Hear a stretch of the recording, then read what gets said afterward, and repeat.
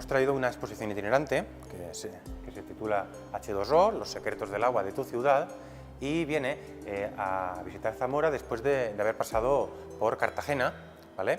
La siguiente ciudad será Murcia, pero bueno, nos centramos aquí en la ciudad de Zamora y bueno, como podemos apreciar, son unos módulos, ¿vale? Unos contenedores que se pliegan, se recogen y bueno, van visitando un montón de ciudades por toda España, ¿vale?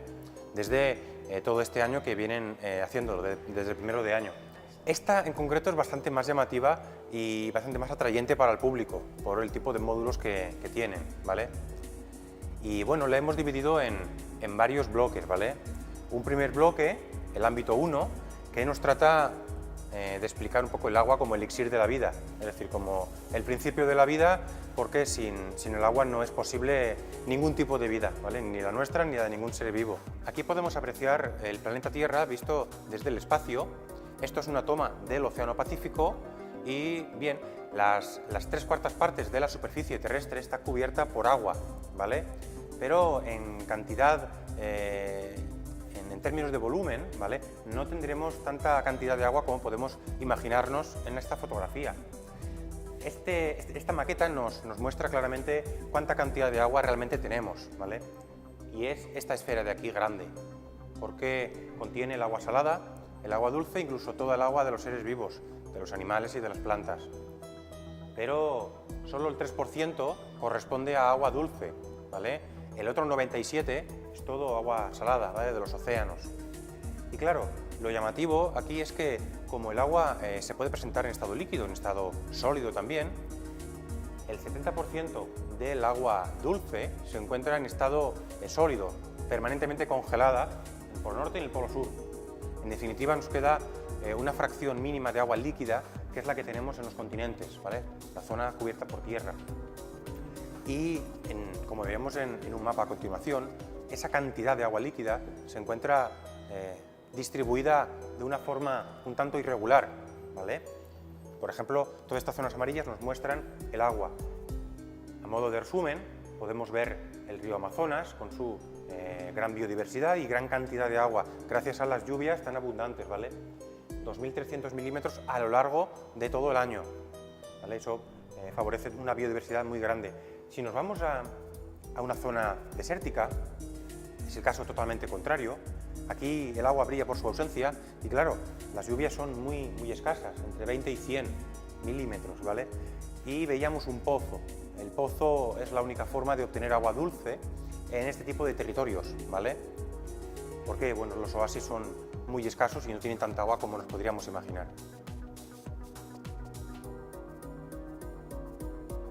La cantidad de agua en el planeta Tierra no ha variado prácticamente a lo largo de toda la historia de la Tierra, ¿vale? Desde que se creó el planeta a través del Big Bang, tenemos la misma cantidad de agua, ¿vale? Ni aumenta ni disminuye, permanece constante, ¿vale? Va cambiando de sitios. Por eso tenemos aquí este busto de la faraona Nefertiti, con la lágrima que vemos aquí coloreada en color azul, ¿vale? Y nos intenta demostrar que el agua que hoy en día podemos consumir podía proceder de la lágrima de esta reina, ¿vale? La lágrima que le caía por la mejilla. O bien podía ser el agua que bebieron en su día los dinosaurios, ¿vale? A través de muchos años de reciclado, ¿vale? El agua ha ido cambiando de sitio, de lugares, pero siempre es la misma, ¿vale? Y bueno, aquí tenemos una sencilla representación de lo que es la molécula del agua, ¿vale? La estructura química, comúnmente conocida por todo el mundo por la fórmula de H2O, ¿vale? 2 átomos de hidrógeno combinados con 1 de oxígeno. Si esto fuera una gota de agua de tamaño bastante grande, habría millones y millones de moléculas de agua, no disgregadas, sino cohesionadas todas unas con otras con enlaces, ¿vale? Y claro, esto además, el agua tiene la propiedad de que es una molécula polar, ¿vale? Tiene una carga eléctrica diferenciada y eso la convierte en el disolvente universal de muchos tipos de sustancias, bien sea azúcares, bien sea proteínas, aminoácidos, algunos tipos de grasas, y por eso la vida ha sido posible gracias al agua. Algunas muestras de vida las tenemos en esta fotografía, son algas microscópicas, ¿vale? Tienen ya muchos años de antigüedad y producen gran cantidad de oxígeno, y ya lo producían en la antigüedad, y gracias a ese oxígeno nosotros, los seres que respiramos, podemos aprovechar ese gas, ¿vale? para vivir. En concreto, estas pertenecen al género Euglena. Y claro, la vida empezó en el mar, en los océanos, ¿vale? Y estos organismos pues son mucho más evolucionados que las algas que hemos visto anteriormente, pero son anteriores, ¿vale? Mucho más antiguos que los dinosaurios. De hecho, estos fósiles tienen 500 millones de años. Y bueno, son fósiles reales, están protegidos por esta vitrina y son los antecesores directos de los crustáceos. Vemos muchas similitudes en su morfología, en su cuerpo, con muchos cangrejos, la langosta, por ejemplo. Y bueno, vivían, al igual que ellos, sumergidos en el océano, filtrando sedimentos y obteniendo los nutrientes que se encontraban allí. Sin embargo, todos se extinguieron, ¿vale? Todos estos trilobites, que son los fósiles, no nos quedó ninguno, pero otros organismos del océano sí que pudieron sobrevivir y colonizaron el medio terrestre. Nosotros somos la prueba de ello, ¿vale? Y aunque podemos vivir fuera del agua, dependemos del agua. Nuestro cuerpo está formado en gran cantidad por agua, ¿vale? Y la báscula que tenemos a continuación nos muestra esa cantidad de agua que tenemos. Realmente es una báscula que tiene mucha aceptación dentro de los públicos, ¿vale? Asistentes a la visita, y su funcionamiento es muy sencillo, ¿vale? Simplemente tenemos que situarnos encima y la báscula nos va indicando los pasos a seguir. En primer lugar, nos indica el peso de manera automática, y de forma manual, le tenemos que indicar la altura. En mi caso es 1,80, ¿vale? Y el sexo y la edad. En este caso, hombre mayor de 14 años. Y a continuación le damos a la flecha. Sin movernos de la báscula, el ordenador nos da una estimación tanto del porcentaje en peso en agua como con los litros, ¿vale? En términos de volumen. En este caso, un 61% del peso es agua, ¿vale? Lo que se traduce en 49 litros. Y bueno, decir simplemente que los niños tienen mucha cantidad de agua, más que los adultos, y las mujeres suelen tener una proporción menor que el varón, ¿vale? Simplemente por constitución física. Pues si hablamos de consumo de agua, lo primero que tenemos que mencionar es que las 3/4 partes del consumo en España se destina a la agricultura, ¿vale? El 75%. En segundo lugar, tenemos el uso urbano con un 12%, ¿vale? Y es aquí donde vamos a incidir a continuación, porque vemos este diagrama donde se nos muestra el consumo de agua, ¿vale? En el baño, en la ducha en concreto, es donde más consumo de agua tenemos, con un 34%, seguido del inodoro con un 21%, ¿vale? Al contrario de lo que podíamos pensar que podría ser la lavadora o la cocina. Por eso es en la ducha donde todos los programas de ahorro van encaminados, porque es el lugar donde más consumo estamos teniendo. Desde el origen de los tiempos, el ser humano ha tratado de localizar sus asentamientos urbanos, asentamientos humanos, cerca de las fuentes de agua, ríos, lagos, arroyos. Y claro, siguiendo esta explicación, no es casualidad que aquí, Zamora, se sitúe cerca del río Duero, ¿vale? Buscando esa fuente primaria de agua tan preciada. Sin embargo, con el devenir de los años, los romanos, que fueron grandes arquitectos, grandes ingenieros, ¿vale?, diseñaron un sistema de tuberías, un sistema de cañerías, ¿vale?, para poder trasvasar agua de un sitio a otro, ¿vale?, desde la fuente primaria hasta un poblado que podía encontrarse un poquito más alejado. Y simplemente, bueno, comenzaron utilizando jarras y ánforas que se estropeaban, se deterioraban por la zona superior o inferior, y las conectaban en serie. Aquí vemos una que incluso conserva las dos asas. Pero utilizaron diversos materiales, ¿vale? El plomo también fue un material muy usado por ellos. Y las tuberías de terracota, ¿vale?, que ya permitían un ahorro de agua porque estas uniones estrechas y anchas permitían reducir la pérdida de agua durante el trasvase. Y otro de los grandes inventos, ¿vale?, fue la noria. en este caso a cargo de los árabes, puesto que con la simple corriente de un río, en este caso se movía en esta dirección, estos cazos, estas paletas, se cargaban de agua y el río conducía la noria en el sentido de las agujas del reloj, en este caso, y la subía aquí arriba, a la zona superior, ¿vale? De manera que se podía trasvasar agua, se podía abastecer de agua en un sentido vertical, ¿vale? Desde aquí arriba ya podían conducir el agua de manera horizontal con tuberías, ¿vale? Y bueno, algunas muestras de norias las tenemos hoy en día y aquí presentes en fotografía, como esta noria que está localizada en Siria, ¿vale? En concreto en la localidad de Hama, ¿vale? O el tan conocido por nosotros, ¿vale?, acueducto de Segovia, porque por su parte superior se podía conducir con tuberías, con canalizaciones, agua a distintas poblaciones lejanas. Y a partir de ahora vamos a hablar un poquito sobre el ciclo urbano del agua, que es un ciclo cerrado, ¿vale? Y está formado básicamente por 4 etapas: el abastecimiento, la potabilización, la distribución y la depuración. Todas estas fases vienen ilustradas, ¿vale?, con un juego, que es el juego del agua, que el Labor Social de la Caixa ha elaborado para esta exposición, formado por las 4 fases que he mencionado.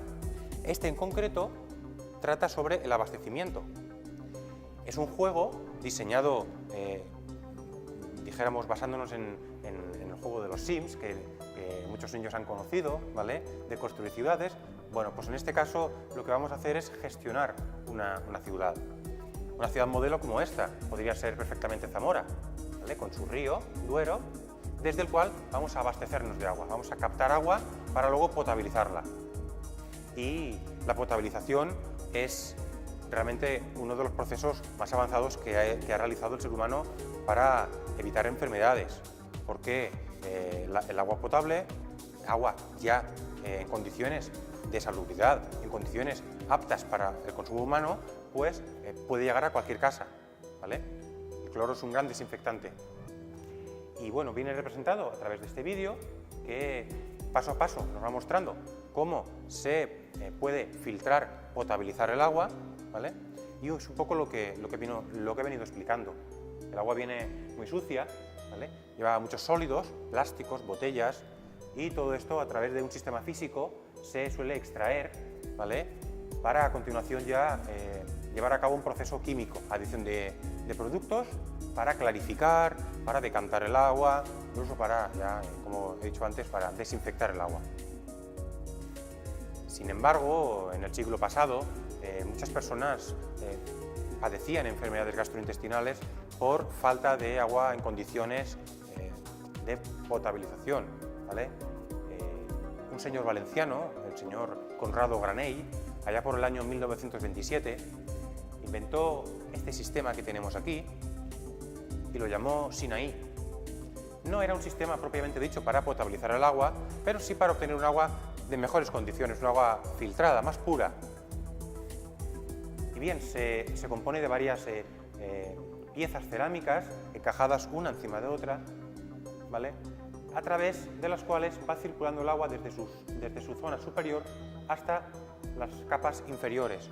Todos estos filtros de carbono activo, de sílice, de gravas, ¿vale?, se iban quedando impregnadas de todas aquellas partículas de suciedad hasta que al final obteníamos un agua medicinal, porque esto se solía colocar en hospitales, en balnearios, donde había muchos enfermos, ¿vale? Tenemos aquí la segunda parte del juego, que trata sobre la potabilización, ¿vale? Además, nos sirve también para hacernos una idea de cómo funciona una estación potabilizadora, una conocida como ETAP, ¿vale?, con sus fases de captación, sus fases de decantación, sus fases de ultrafiltrado, ¿vale?, remineralización, cloración, hasta que finalmente se pone a disposición de todos los ciudadanos por la distribución. Y si la exposición se llama Los secretos del agua de tu ciudad, el gran secreto lo tenemos tras este grifo, porque cuando realizamos el gesto de abrir la maneta y obtenemos agua, quizá no nos paramos a pensar qué hay detrás de todo este proceso hasta que podemos obtener un agua en condiciones. Ahí reside el secreto del agua, ¿vale? En la manera que tienen las empresas gestoras de poder hacernos llegar un agua en condiciones. Aquí tenemos un catálogo de muchos grifos de muchas etapas históricas, unos más curiosos que otros, ¿vale? Peculiares incluso, pero sin duda uno de los más antiguos es este de aquí, de origen romano, ¿vale? Con un simple tapón de corcho de madera podían cerrar el paso del agua y evitar que se desperdiciara agua cuando no era necesario usarla. También tenemos, hablando de distribución de agua, una maqueta que nos muestra todo el sistema, toda la red de cañerías para suministrar agua a todos los ciudadanos. Realmente es como si viéramos una ciudad desde arriba, con sus bloques de pisos o sus barrios, sectores. Es un juego que nos ayuda a pensar cómo podríamos solucionar averías, ¿vale?, de suministro a los ciudadanos. Todas las zonas en verde quieren decir que todos los ciudadanos tienen agua en estas zonas y hay averías simbolizadas en color rojo, ¿vale? En este caso no podemos cerrar válvulas principales, tenemos que ir a válvulas secundarias como estas de aquí para cerrar solo el paso en zonas concretas de la avería, ¿vale? De manera que vemos que se vacía la tubería, se puede realizar la reparación y bien, si se ha efectuado correctamente cerrando la válvula correcta, pues cambiará a color verde, ¿vale? De manera que podríamos de nuevo dar paso al agua. En este caso ya tenemos el viraje a verde y le damos suministro a este sector de la población. Y hay una etapa muy importante en el ciclo del agua, esa es la de la depuración, ¿vale? A mi opinión, la más importante de todas, porque nos asegura un agua en condiciones para el día de mañana. No podemos echar el agua en cualquier condición al sitio de origen, de manera que, igual que en la potabilización, una etapa física primera es la encargada de extraer todos los objetos, todos los sólidos, ¿vale?, del agua residual, para a continuación iniciar una etapa biológica en la que intervienen bacterias presentes en el agua residual. Son las encargadas de digerir la materia orgánica y producir un detritus que va decantando, va precipitando en los fondos de los tanques, ¿vale? De manera que creamos dos fases, una fase sólida de fangos y una fase líquida superior de agua, ya más limpia, ¿vale?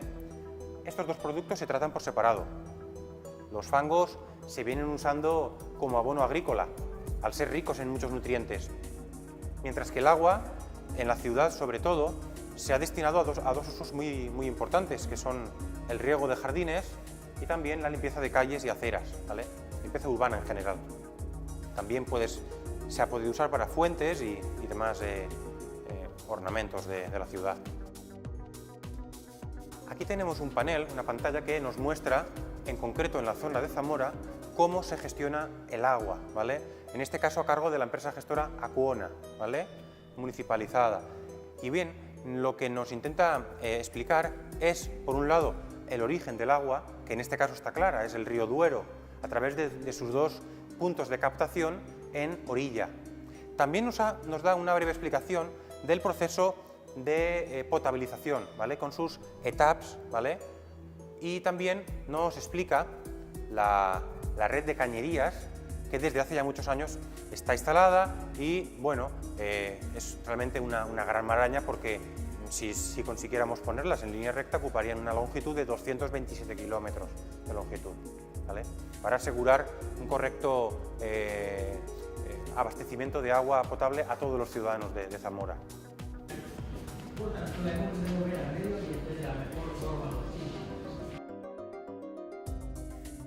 Bien, pues nos encontramos a continuación en el ámbito 3 de la exposición, que nos intenta explicar un poquito la gestión sostenible que debemos realizar de aquí adelante con el agua, ¿vale?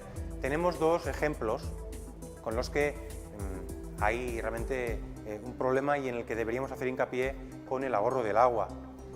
Este inodoro tan peculiar que tenemos aquí, que tiene colocado un bidón de los que se usan para colocar agua potable en centros públicos.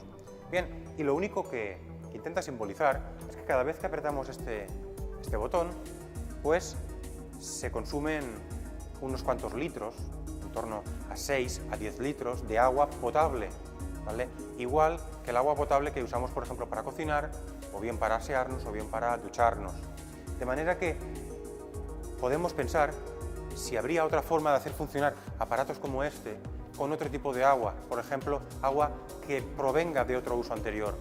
Por ejemplo, de esa ducha que hemos visto que con un 34% era el ámbito de la casa donde más agua se consumía. Bien, se podría hacer funcionar un inodoro con un agua reciclada que pudiera proceder de una ducha, por ejemplo. Son gestos, ¿vale? Y sumados podrían ahorrar mucha agua. También aquí tenemos una fotografía bastante explicativa, bastante impactante, de la gran diferencia y a la vez la gran desigualdad que el agua crea. Porque esto es un desierto, en concreto es el desierto de Arizona, y viven dos tipos de comunidades diferentes. Aquí viven los descendientes de los antiguos pobladores americanos, mientras que aquí viven comunidades de estadounidenses de una cultura más occidental, más parecida a la europea, con sus chalets, zonas arboladas o piscinas, que son estas manchas azules que vemos cada 2 o 3 casas. Bien, la ausencia de lluvias conduce a que el agua la tengan que obtener estos habitantes de pozos subterráneos. Pero el problema viene cuando pensamos que el agua subterránea también puede encontrarse en zonas limítrofes, en zonas vecinas, de manera que se pueden quedar zonas con escasez de agua si se hace uso de estos pozos, ¿vale? Cuando, bueno, viene regulado por la ONU que todos los ciudadanos, todos los habitantes del planeta tienen derecho al acceso al agua con independencia de dónde vivan, dónde tengan su residencia, ¿vale? Y aquí tenemos una gráfica que nos mide el consumo de agua en tiempo real. Puede ser medido en el mundo, puede ser medido en España. Nos podemos centrar en España, por ejemplo. Simplemente contando 5 segundos es una muestra bastante representativa del gran consumo de agua. Por ejemplo, 1, 2, 3, 4 y 5. Y aquí vemos que se han consumido 1.531 metros cúbicos. Una gran cantidad de agua.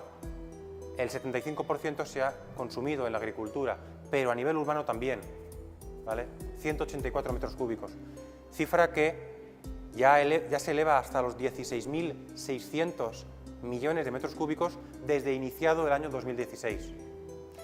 Y también a fecha de hoy, por ejemplo. Porque, bueno, el agua, como bien dice esta frase, el agua no tiene ningún sustituto conocido.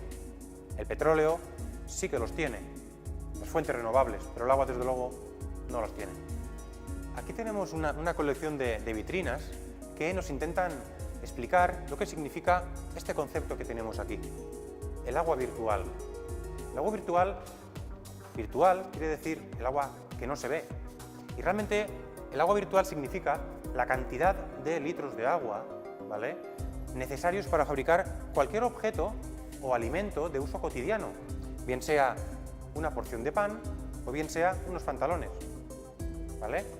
De manera que, aleatoriamente, como se trata de un juego de adivinanza, podemos introducirlo en cualquiera que nos podamos pensar. Nos va dando pistas, un menos y un más, ¿vale? Y podemos ir localizando dónde tenemos la cifra que corresponde con este consumo de agua. Nos pide menos, podemos ir aquí, ¿vale? Pero en este caso podría ser 40. Y efectivamente aquí tenemos la porción de pan iluminada, ¿vale? Claro, la porción de pan viene de la harina y la harina viene del trigo. Pues sería la cantidad de litros de agua para producir una sola rebanada de pan. También podemos hacer el ejemplo con una prenda de vestir, con un pantalón vaquero de algodón, ¿vale? Podemos empezar con 199, nos indica un signo más, en este caso son más litros. Podemos empezar con 522, nos pide más, podemos continuar con 2400, más todavía. Bien, podría ser incluso este de aquí grande, Pues sí, corresponde a 10.977 litros. Bien, no es el agua que contiene el pantalón, pero sí el agua que necesitamos para fabricarlo. Bien para cultivar el algodón, la planta del algodón, bien sea para la limpieza y desinfección del algodón del campo, que tiene muchos ácaros, o bien para el proceso de tinción, el proceso de teñido de este pantalón, porque el algodón de natural es blanco. Y como gran conclusión de la visita a esta exposición, podríamos decir que ningún ser humano es propietario del agua, simplemente es un usuario más, un usuario que la usará, la cuidará, la utilizará de manera responsable para, de manera solidaria, dejarla para que otros ciudadanos, otras personas la usen en el futuro. Y bien, sin nada más que añadir, yo os agradezco la visita, espero una gran visita de público y me despido dando las gracias en nombre de la obra social de la Caixa, de Acuona y del Ayuntamiento de Zamora, que en colaboración también ha formado parte de todo este proyecto.